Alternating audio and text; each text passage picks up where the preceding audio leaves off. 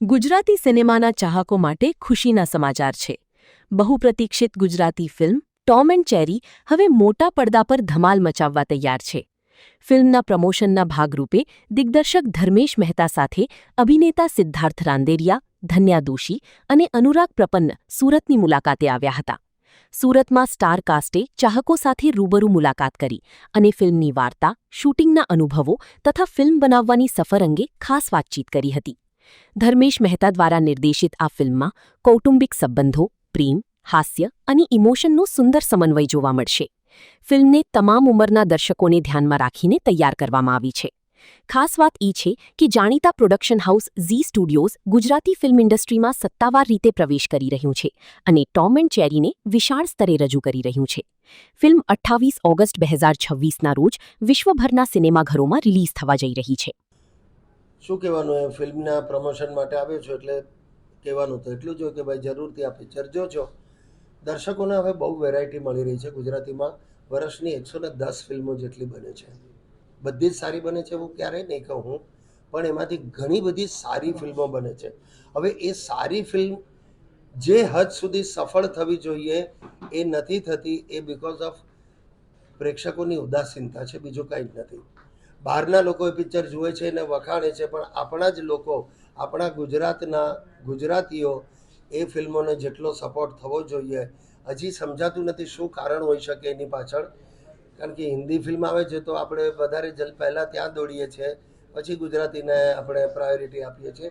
તો આવું ન થવું જોઈએ એવું મને લાગે છે. It is high time. બીજી બધી ભાષાની જે પણ સિનેમા છે એ બહુ આગળ નીકળી ગયો આપણાથી. આપણી સાથે શરૂ કર્યું હતું અથવા આપણા પછી શરૂ કર્યું હતું. આપણાથી ઓછા બજેટની ફિલ્મો બનતી હતી, પણ આજે એ લોકો આપણને 10થી 200% સુધી ટપી ગયા.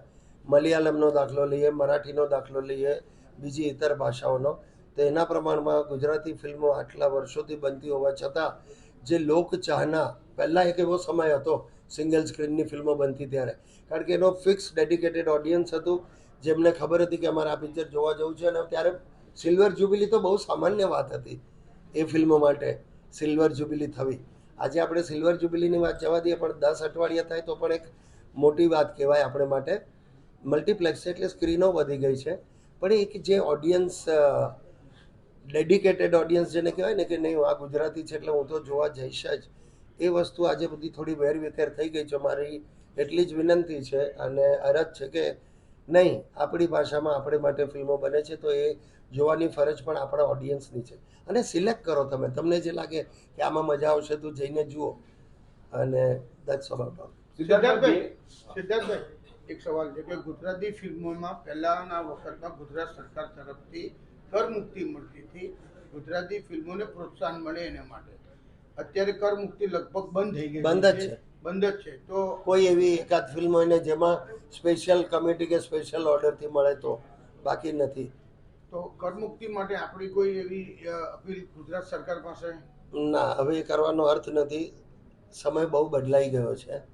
એ કરમુક્ત હતી ત્યારે એ વાત બરાબર હતી કે 2.5 રૂપિયામાં ને 5 રૂપિયામાં આપણે પિક્ચરો જોઈ નાખતા. હવે એ જમાનો જતો રહ્યો છે એટલે કરમુક્તિની વાત તો જવા દે. સબસિડી આપે છે, પણ એ પણ હું તો થોડોક પહેલો છું કે હોવી જોઈએ કે નહીં. એને લીધે જો ફિલ્મોની ગુણવત્તાને ઠેસ પહોંચતી હોય તો એ ન હોવી જોઈએ. હા, સરકાર જે કર વસૂલ કરે છે એમાં જરૂર વિચારણા કરી શકે. એ જો રાહત મળે તો પણ પ્રોડ્યુસરને એમાં ફાયદો થાય. બીજું, ગુજરાતી નિર્માતાઓ માટે તકલીફ વધારે છે. બોક્સ ઓફિસ જોઈએ એવી લોકોનો પ્રતિસાદ ન હોવાથી સારામાં સારી ફિલ્મો પણ સ્ટ્રગલ કરે છે 8-10 અઠવાડિયા સુધી પહોંચવા માટે, કે 10 કરોડનો આંકડો વટાવવા માટે.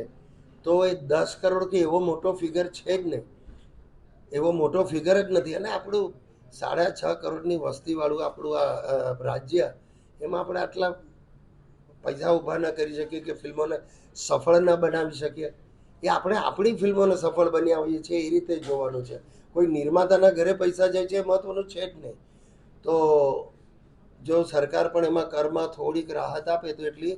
બાકી નિર્માતાને ઘણી બાજુથી ઓટીટીમાં પણ એટલી અમારી પાસે જગ્યા નથી. બીજી ફિલ્મોને લેવા માટે 4-5-6 કંપની હોય છે. ગુજરાતીમાં એ નહીં થાય છે.